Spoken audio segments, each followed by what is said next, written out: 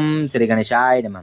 श्री पुरुषोत्तम मास महात्म्य, 9वां अध्याय, दुर्वासा तपोवन गमन।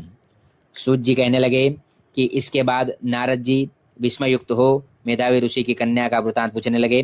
नारद जी ने पूछा, हे प्रभु, फिर उस ऋषि कन्या ने वन में क्या किया?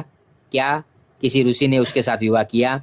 नारायण कहने लगे, इस कन्या ने दुख के साथ अपने पिता का स्मरण करते हुए वहां आश्रम में रहकर कुछ काल व्यतीत किया।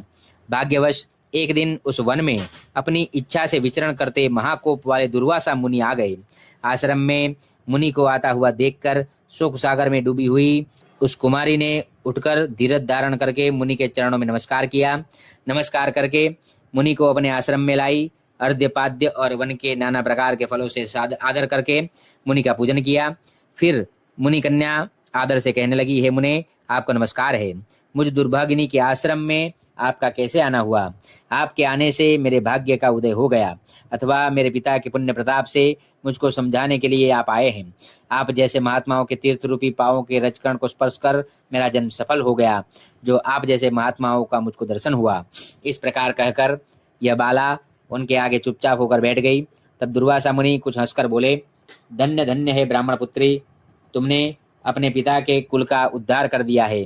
कन्या बोली, हे मुनि, आपके वचनों को सुनकर मेरा दुख दूर हो गया। हे मुनि, आप कृपा कर ऐसा उपाय बतलाए जिससे मेरा दुख दूर हो। मैं दुख शोक में अग्नि की ज्वाला से जल रही हूँ। इस अग्नि को शीघ्र बुझाओ।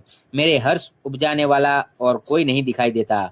मुझको धैर्य देने वाली न तो मेरी माता है, न पिता, न भाई।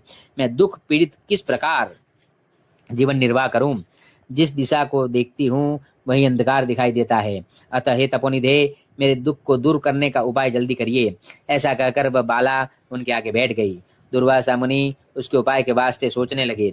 श्री नारायण कहने लगे, हे नारद, इस प्रकार मुनि कन्या के वचनों को सुनकर मुनि दुर्वासा विचार कर अत्यंत कृपा करके इस बाला को देखकर कुछ हितकारक वचन बोले।